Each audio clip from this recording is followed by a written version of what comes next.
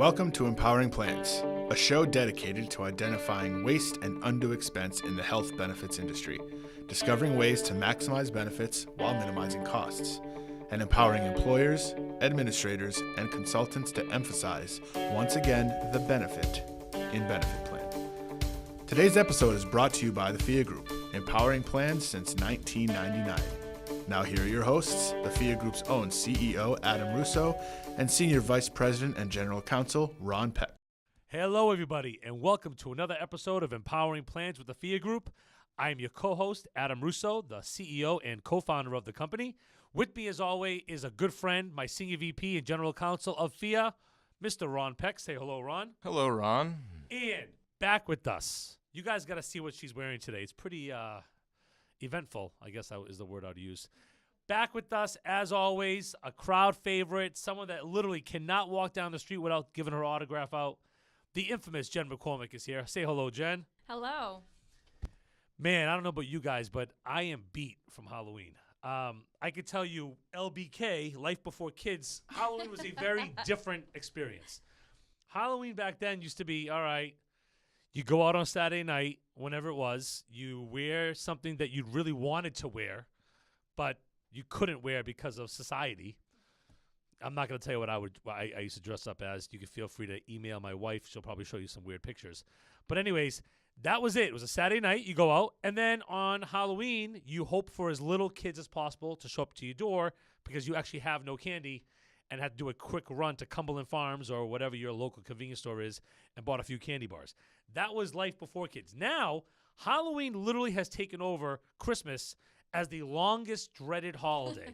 My kids, I don't know about you guys, but my kids literally wore a costume 4 days in a row. You had to break it in, huh? 4 days. It got to a point where my son Sam literally changed costumes. He had a new costume by Halloween from the Friday before. Any experiences with this? Am I just the only one here? No, we had two costumes. We were Risky Business, Tom Cruise, and Bob Ross. So Was that? Oh, Bob Ross. Right. That's what that was. See, that's where I know I can never hang out with Jen Ron is because the costume selection. what? I did not understand. Classy. A little too classy. A little I too mean, your kid's public two. broadcasting. Yeah. Bob Ross. Your kid is 2 years old. But he finger paints. He's got the He's talent. got curly hair. You can't not use that as part of the costume. He's 2 years old. Have him dressed as a dinosaur or something. It just doesn't make any sense. He's Bob Ross from PBS. Is that the yeah, show? Happy Trees. I mean, I would take your child away for that, just so you know. It was very timely, very relevant. Anyways, today, folks, we want to talk about plan document design. We got a lot of stuff to talk about. Here's one thing I've noticed when we talk to many clients across the country. They talk about plan documents and plan document reviews. There's a lot of confusion in the marketplace, specifically in the self-funded marketplace, as to what a plan document assessment or a plan document review is. And it comes down to the fact that there's a lot of different meanings behind it. So when someone says to you, oh, yeah, we do a plan doc review, Jen, there are 3 different types of plan doc reviews. Can we just talk to people about, when they're asking for one, they're actually getting what they think they're getting? Right. So the first thing to remember is when we're doing this review, whether it's type 1, 2, or 3, this is a risk assessment. So one of the things that we are trying to do is to define, outline, and proactively address risk. And there's different ways that we can categorize or bucket risk. So the traditional bucketed risk is our full scope assessment. That is our all-inclusive, captures every type of issue. So it's a compliance, whether it's ACA compliance, COBRA compliance, HIPAA compliance. Also, it addresses anything that is part of the ERISA requirements. So we all know that ERISA requires SPDs to have certain pieces of information within them. We'll review the documents to make sure that those items are captured. And last but not least is the cost containment piece, right? We want to make sure that the plan is taking advantage of as many opportunities, incentives, provisions, definitions, and exclusions as possible.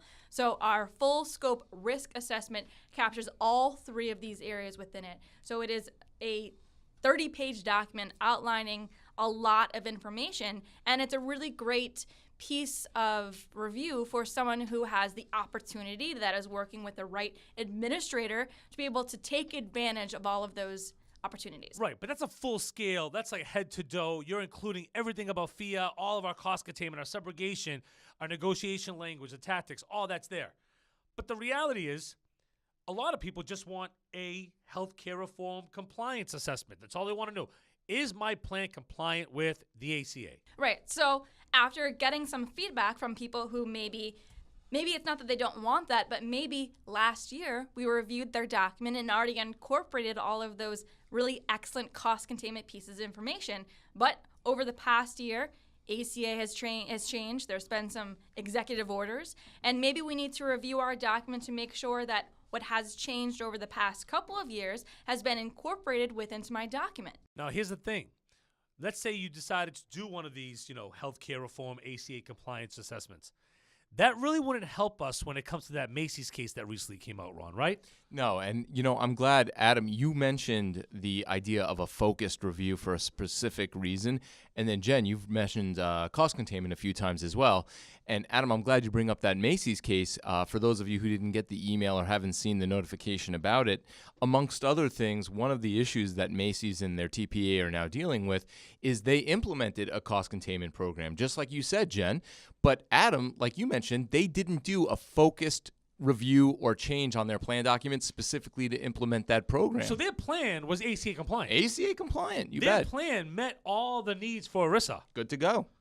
So what Problem happened? is they found a vendor. Vendor comes in, says, hey, if you do this with your plan, you're going to save money. And it's true. So they did what the vendor said. Problem is no one ever thought to go change the plan document to match the process. So let's give a little shout out to our sponsor, the Phia Group. Basically, what you're telling us is if you did a Phia Group full plan doc assessment, would this Macys case have happened? I do not believe this would have happened. Ron, Adam. what you're supposed to say is it would not have happened. don't- I do not believe it would have happened. Generally speaking, I tend not to use absolutes, Adam. Use absolutes. You work at Phia. We would never allow gonna that happen. to Never happen. going to happen. There are a here. lot of really great ideas out there, Adam. If you decide to implement the cost containment program, I don't care who's doing it. I don't care who the vendor is. I promise not to be jealous. Let us look at the plan document. Let us look at the program, and let us make sure they match. So what happened with Macys? Well, unfortunately, they were paying claims based on one set of terms, which was provided by the vendor, and the plan Which was document what? didn't match it. It was a Medicare-based, reference-based type approach, and at the same time, the plan document was still using that traditional usual customary based on an average of area providers, and one of those providers said, hey, you paid us based on Medicare. Could we take a look at your plan document? It doesn't match what you paid us. Right. So the bottom line is the language in the plan doc actually meets all the standards. Why not? It meets ERISA standards. It meets the language that you would have to have there under the ACA. It meets with even potentially cost containment language because you're saying we're going to pay the average amount the particular provider accepts. But they never looked at the EOB.